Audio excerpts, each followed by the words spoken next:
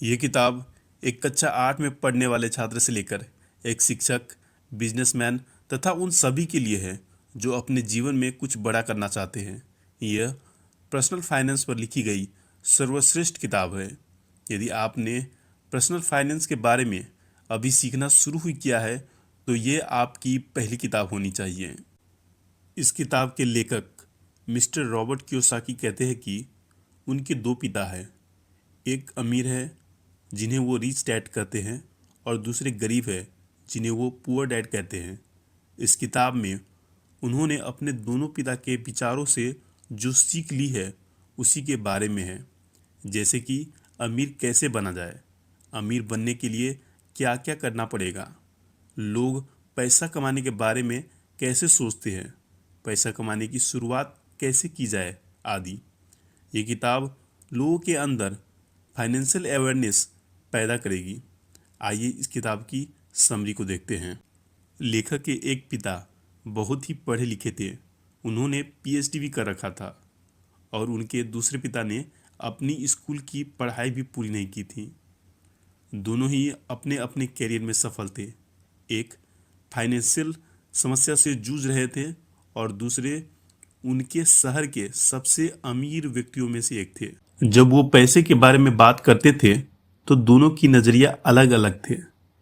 एक का मानना था कि पैसे के प्रति प्यार ही सभी प्रकार की समस्या का जड़ है और दूसरे का मानना था कि पैसों की कमी ही सभी समस्या की जड़ है। अब लेखक के बचपन में उनके सामने सबसे बड़ी दुविधा थी कि वो किसकी सुने, अपने रिच डैड की या पुअर डैड की, क्योंकि पैसे के बारे में दोनों के नजरिया पूरी तरह से अलग थे। हालांकि लेखक के दोनों पिता ही लेखक की भलाई चाहते थे। उनके पुअर डैड को हमेशा ये कहने की आदत थी कि हम ये नहीं ले सकते, हम वो नहीं ले सकते।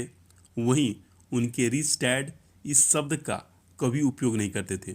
उन्हें इस वाक्य से सख्त नफरत थी, यहाँ तक कि उन्होंने लेखक को भी इसका इस्तेमाल करने से मना कर दिया था। लेखक के रिच डैड कहते थे कि तुम अपने आप से पूछो कि तुम उस चीज़ को कैसे ले सकते हो। उनका मानना था कि जब तुम कहते हो कि तुम ये चीज़ नहीं ले सकते हो तो तुम्हारा दिमाग काम करना बंद कर देता है, और उसके विपरीत जब तुम अपने आप से ये सवाल पूछते हो कि तुम उस चीज़ को कैसे ले सकते हो तो तुम्हारा दिमाग अपने आप काम पर लग जाता है। उनका ये कहना बिल्कुल नहीं था कि आप सब कुछ खरीदते चलो। उनका ये कहना था कि अपने दिमाग को हमेशा एक्टिव रखो, उसे काम पर लगाओ, जिससे तुम्हारे ब्रेन की एक्सरसाइज होगी और वो दिन ब दिन मजबूत बनता चला जाएगा। उनके पुअर डैड कहते थे कि कभी रिस्क मत लो और रिच डैड कहते थे कि रिस्क को मैनेज करना सीखो। उनके पुअर डैड कहते थे कि बहुत पढ़ाई करो और कॉलेज डिग्री लो और एक अच्छी सुरक्षित नौकरी ले लो। वहीं रिच डैड कहते थे कि पढ़ाई करो और पैसा कैसे काम करता है वो सीखो। पैसों के लिए काम मत करो, बल्कि पैसों को तुम्हारे लिए काम पर लगाओ। 9 साल की उम्र में रॉबर्ट यानी लेखक ने डिसाइड किया कि वो अपने रिच डैड की सुनेंगे और उनसे पैसे के बारे में सीखेंगे, और पैसे के मामले में वो अपने पढ़े लिखे पुअर डैड को फॉलो नहीं करेंगे। रियल में उनके पुअर डैड उनके सगे पिता थे जो बहुत पढ़े लिखे थे और एक टीचर की नौकरी करते थे, लेकिन वो पैसे के मामले में गरीब थे। वहीं लेखक जिसे अपना रिच डैड कहते हैं वो उनके दोस्त माइक के पिता थे, जिनके पास रॉबर्ट और उनका दोस्त माइक पैसा कैसे कमाते हैं वो सीखने के लिए जाते थे। रॉबर्ट के इस रिच डैड ने अपनी स्कूलिंग भी पूरी नहीं की थी, फिर भी वो शहर के सबसे अमीर लोगों में से एक थे और बाद में जाकर अमेरिका के सबसे अमीर व्यक्तित्व में शामिल हो गए। रॉबर्ट और माइक के कहने पर उनके रिच डैड उन्हें पैसे कैसे कमाते हैं सिखाने के लिए तैयार हो गए। अमीर पिता ने उन्हें कहा कि आप कितना पैसा कमाते हो ये महत्वपूर्ण नहीं है, महत्वपूर्ण ये है कि आप कितना पैसा बचाते हो। बहुत सारे लोगों को ये नियम पता नहीं है, इसलिए हम देखते हैं कि लाखों रुपए की लॉटरी जीतने वाले गरीब या मध्यम वर्गीय आदमी अचानक से अमीर तो बन जाते हैं, परंतु कुछ ही सालों में अपनी पुरानी हालत पर आ जाते हैं, क्योंकि उन्होंने बचाया नहीं, सिर्फ खर्च किया। हम ये भी देखते हैं कि कोई खिलाड़ी जो 25-30 साल की उम्र में करोड़ों रुपए कमा रहा था, पर उसके 10-15 साल के बाद वो फिर से गरीब हो जाता है। लंबे समय में आप कितना पैसा कमाते हो वो मैटर नहीं करता है, आप कितना पैसा बचाते हो ये मैटर करता है। सबसे पहले आपको एसेट्स और लायबिलिटीज यानी संपत्ति और देनदारी क्या होता है उसे समझना होगा, और उनके बीच का अंतर भी समझना होगा। रिजिस्टेट ने उन्हें साधारण भाषा में समझाया कि एसेट्स आपकी जेब में पैसा डालते हैं और वहीं लायबिलिटीज आपकी जेब से पैसा निकालती है। यदि आपको अमीर बनना है तो आपको एसेट्स खरीदने होंगे, और यदि आपको गरीब और मध्यम वर्गीय बनना है तो आपको लायबिलिटीज खरीदना होगा। कोई भी अमीर आदमी पढ़ा लिखा हो या ना हो, लेकिन वो फाइनेंशियली लिटरेट जरूर होता है, यानी पैसा कैसे काम करता है ये उसे जरूर पता होता है। पैसा कैसे काम करता है ये किसी भी स्कूल और कॉलेज में नहीं सिखाई जाती है। हर आदमी का एक इनकम स्टेटमेंट, बैलेंस शीट और कैश फ्लो होता है। इनकम स्टेटमेंट में दो भाग होता है, एक इनकम, दूसरा एक्सपेंसेस। ये आपको बताता है कि आपने कितना पैसा कमाया और कितना खर्च किया है। वहीं पर बैलेंस शीट में भी दो भाग होता है, एक एसेट्स और दूसरा लायबिलिटीज। आपके एसेट्स आपके लिए पैसा बनाते हैं, ये आपको पैसा कमा कर देता है, जैसे कि जमीन, शेयर मार्केट, बॉन्ड वगैरह। वैसे ही लायबिलिटीज आपके जेब से पैसा खर्च करवाता है, जैसे घर का लोन, क्रेडिट कार्ड वगैरह। कैश फ्लो आपको ये जानकारी देता है कि आपका इनकम का स्रोत क्या क्या है और आप कहाँ कहाँ खर्च करते हैं। जैसे कि अगर आप गरीब आदमी का कैश फ्लो देखें तो गरीब आदमी के पास कमाई का स्रोत सिर्फ वेतन होता है। उनका लगभग पूरा पैसा कार, घर का किराया, खाना, कपड़े आदि में चला जाता है। महीने के अंत में अधिकतर इनके पास ना के बराबर पैसे बचते हैं या कुछ नहीं बचता है। अब अगर गरीब आदमी का बैलेंस शीट देखे तो गरीब आदमी का एसेट्स का क्लास हमेशा खाली रहता है। वो इसलिए होता है क्योंकि उसके पास महीने के अंत में कुछ नहीं बचता है। यदि बचता भी है तो वो उसे एसेट्स में नहीं लगाते, बल्कि लायबिलिटीज खरीद लेते हैं। वो टेलीविजन अथवा मनोरंजन के साधन वगैरह खरीद लेते हैं। ऐसा इसलिए होता है क्योंकि उसे एसेट्स के बारे में किसी ने बताया ही नहीं होता है, ना ही स्कूल में, ना ही माँ बाप ने, ना ही दोस्तों ने। अब आइए मध्यम वर्गीय लोगों का कैश फ्लो देखते हैं। उनका एक सेट पैटर्न होता है। जिनकी जल्दी में शादी हुई है वो पहले किसी नए शहर में किराए पर रहने लगते हैं, फिर खुद का नया घर लेने के बारे में सोचते हैं, और नया घर लेने के बाद वो फर्नीचर लेते हैं। फिर जैसे जैसे इनकी आय बढ़ती है वो वैसे वैसे वो कार और कुछ दूसरा सामान लेने लगते हैं। फिर उनका लायबिलिटीज का column home loan, car loan आदि से भर जाता है। इसके बाद लोन की किस्तों की वजह से उनका खर्च बढ़ जाता है और उनकी पूरी सैलरी उनके मासिक खर्चे में ही चली जाती है। इस प्रकार उनका पूरा एसेट्स का कॉलम खाली ही रह जाता है। अब अमीर आदमी की कैश फ्लो को देखते हैं। अमीर आदमी के एसेट्स उनके लिए पैसा कमाता है। लेखक के गरीब पिता का लगभग सारा सैलरी उनके मासिक खर्चे में ही चली जाती थी, और उनके अमीर पिता कई सालों से एसेट्स में पैसा लगा रहे थे, जिसके कारण उनका एसेट्स कॉलम उनकी लायबिलिटी से बहुत बड़ा हो चुका था, जो अब उनके एसेट्स उनके खर्च से ज्यादा पैसे बना रहे थे। लेखक के अमीर पिता भले ही पढ़े लिखे न थे, लेकिन वो पूरी तरह से फाइनेंशियली लिटरेट थे और पैसा काम कैसे करता है उन्हें बहुत अच्छी तरह से आता था। चाहे आदमी गरीब हो या अमीर, उसे पैसे तो कमाना आता है, लेकिन उसे पैसे को मैनेज करना नहीं आता है। उन्हें बहुत हार्ड वर्क करना तो आता है, लेकिन अपने पैसे से हार्ड वर्क कराना नहीं आता है। वो बस खुद ही काम करते रहते हैं, अपने पैसे को काम पर नहीं लगाते हैं। जैसे जैसे उनकी कमाई बढ़ती है उसी के अनुपात में उनके खर्च भी बढ़ते रहते हैं, और उन्हें लगता है कि ज्यादा पैसा आने से उनकी सारी समस्या का समाधान हो जाएगा। इसलिए वो लगातार अपनी सैलरी बढ़ाने के लिए मेहनत करते रहते हैं।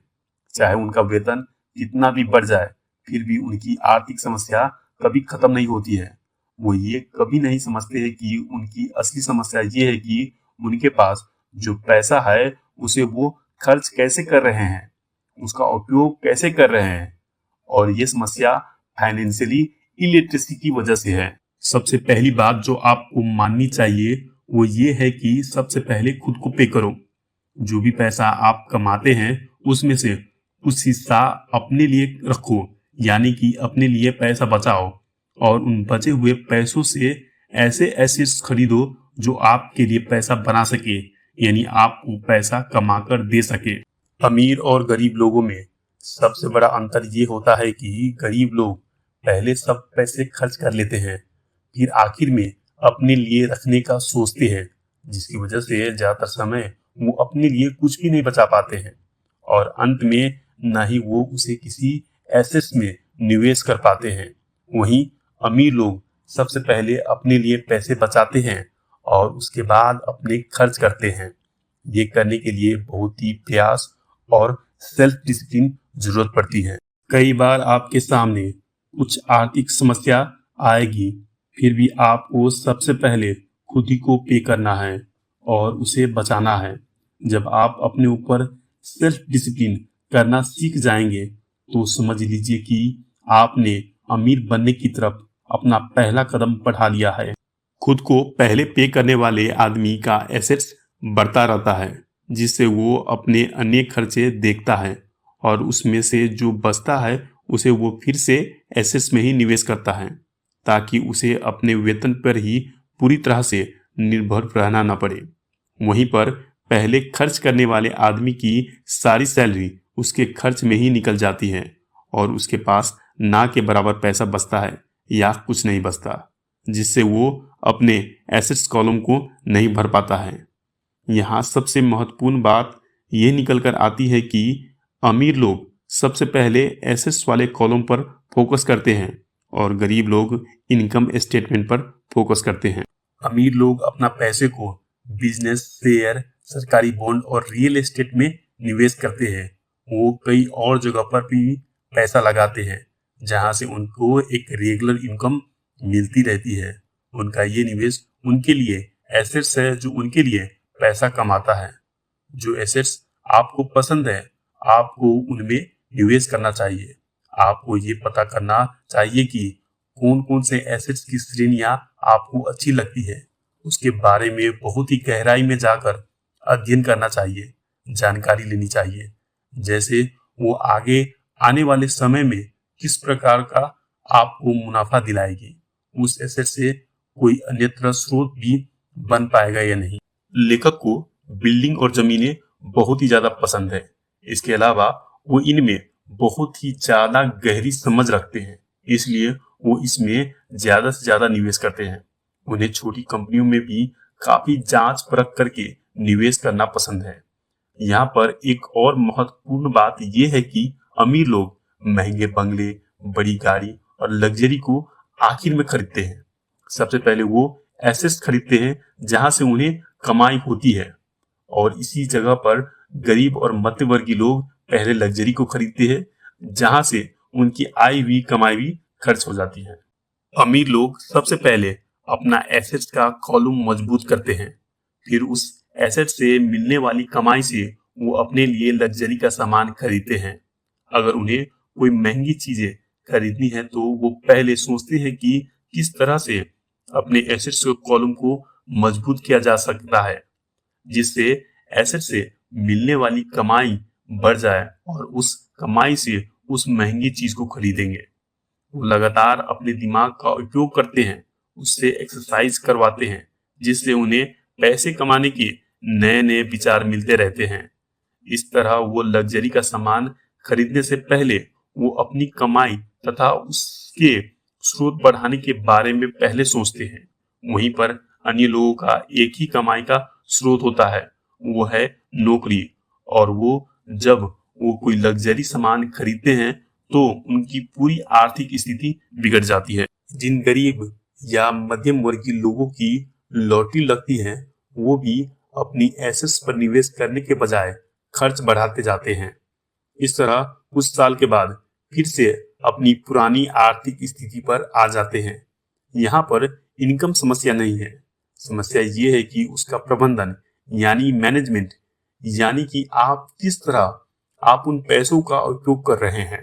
अमीर लोग और अमीर बनते जा रहे हैं, गरीब लोग और गरीब बनते जा रहे हैं, और मध्यम वर्गीय लोग संघर्ष कर रहे हैं, क्योंकि पैसों के बारे में हमारे यहाँ स्कूल, कॉलेज और घरों में नहीं सिखाया जाता। हमारे स्कूल और कॉलेज में हमें सिर्फ प्रोफेशनल स्किल के बारे में सिखाया जाता है, हमें फाइनेंशियल स्किल के बारे में नहीं सिखाया जाता है। इसलिए आज डॉक्टर, इंजीनियर, मैनेजर्स, पायलट आदि जिन्हें अपने स्कूल और कॉलेज में अच्छे मार्क्स लाए थे, वो आज अच्छी सैलरी होने के बाद भी फाइनेंशियली स्ट्रगल कर रहे हैं। आपके पास हमेशा मल्टीपल इनकम सोर्स होने चाहिए। अधिकतर लोगों का एक ही कमाई का माध्यम होता है, जो कि उनकी सैलरी है। वो कहते हैं कि वो बहुत सुरक्षित जीना चाहते हैं, इसलिए वो अपनी सैलरी पर ही निर्भर रहते हैं, पर वो ये नहीं समझ पाते हैं कि एक ही कमाई के स्रोत पर निर्भर रहना कितना बड़ा जोखिम है। इनकम सोर्स 3 प्रकार के होते हैं। पहला ऑर्डिनरी, जिसका मतलब होता है आपकी सैलरी। दूसरा पैसिव, जिसका मतलब होता है कि रियल एस्टेट आदि से कमाया गया पैसा, यानी जहां से आपके न रहने और न ध्यान देने पर भी पैसा आए। और तीसरा होता है पोर्टफोलियो, मतलब शेयर बाजार और सरकारी बॉन्ड से कमाया गया पैसा। आज के समय में दुनिया के सबसे अमीर आदमी अमेजन के संस्थापक श्री जेफ बेजोस और दुनिया के सबसे महान निवेशक Shri Warren Buffett portfolio income की वजह से अमीर बने हैं। वहीं अगर बात करें अमेरिका के राष्ट्रपति श्री डोनाल्ड ट्रंप और इस किताब के लेखक श्री रॉबर्ट कियोसाकी की, तो वो पैसिव इनकम की वजह से अमीर बने हैं। लेखक के रिच डैड हमेशा कहते थे कि तुम्हें अपने ऑर्डिनरी इनकम सोर्स को जल्द से जल्द पैसिव इनकम या पोर्टफोलियो इनकम में बदलना चाहिए, यानी अपना पूरा ध्यान एसेट्स का कॉलम बढ़ाने पर देना चाहिए। अगर आपके पास अच्छे अपॉर्चुनिटी आ रहे हैं लेकिन आपके पास पैसे नहीं हैं, या अवसर आपके सामने है लेकिन आपको दिखाई नहीं दे रहा है, तो उसका मतलब ये है कि आपके पास फाइनेंशियल इंटेलिजेंस नहीं है। दिमाग हमारा सबसे पावरफुल एसेट्स है।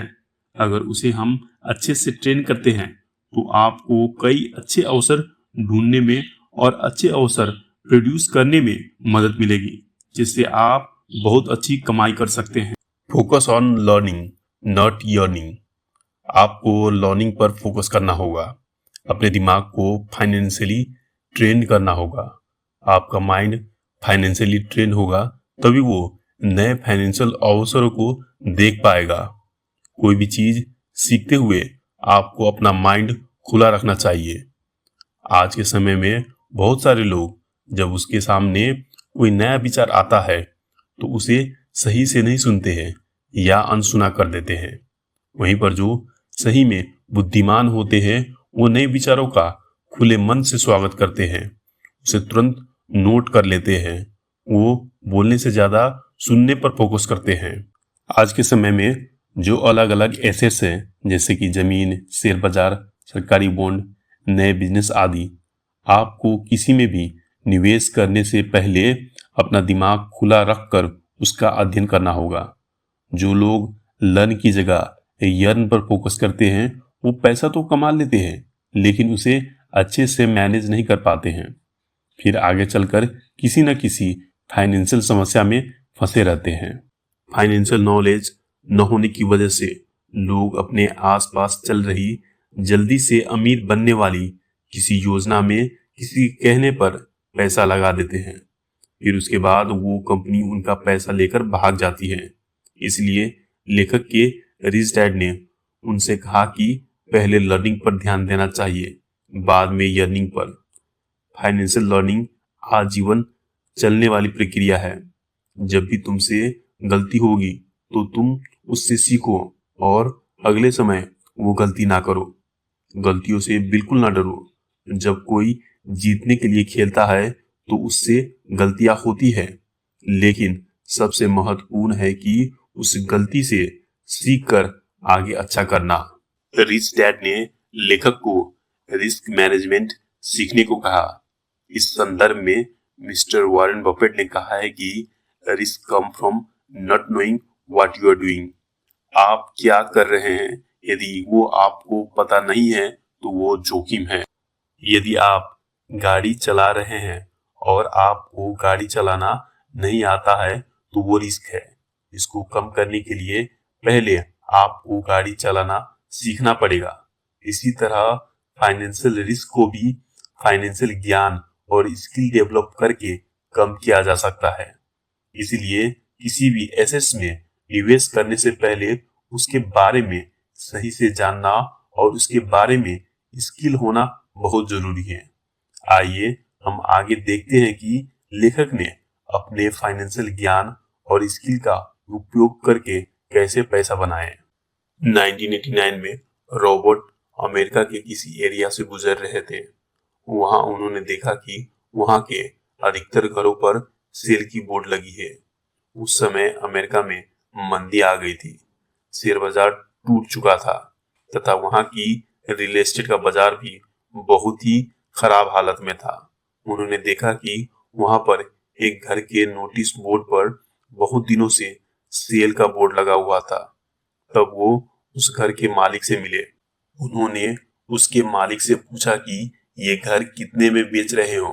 उसने कहा कि मैंने बहुत दिनों से इस घर को बेचने के लिए बोर्ड लगाया है, लेकिन कोई भी ये घर देखने के लिए और इसका दाम पूछने के लिए नहीं आया। तो आप ही घर देख लो और मुझे इसका दाम बताओ। रॉबर्ट को वो घर बहुत पसंद आया और उन्होंने वो घर $20,000 में खरीद ली। फिर उसके बाद उन्होंने उस घर में किराएदार रखे।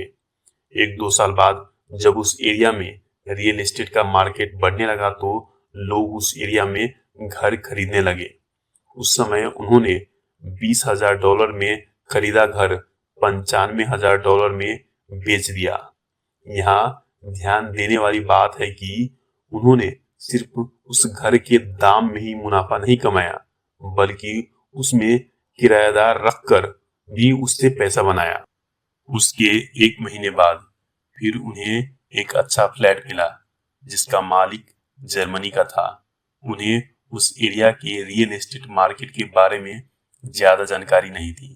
वो बस उस फ्लैट को जल्द से जल्द बेचकर जर्मनी जाना चाहते थे। अब लेखक उसके साथ मोल भाव करके वो फ्लैट भी खरीद लिया और 2 साल बाद लगभग 1.5 गुना दाम पर उसे बेच दिया। उन पैसों से फिर उन्होंने एक मंदी वाली एरिया में घर खरीदा और जब वो मंदी खत्म हुई तो उसे बेचकर अच्छा मुनाफा कमाया। इसकी मदद से वो बताते हैं कि कैसे कम पैसे को ज्यादा पैसे में बदल सकते हैं।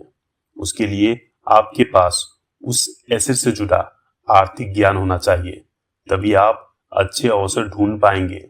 लेखक को रियल एस्टेट की जमीन, घर और छोटी कंपनी में निवेश करने में दिलचस्पी है, इसलिए वो उसके बारे में ज्ञान इकट्ठा करते हैं, फिर अच्छे अवसर तलाशते हैं।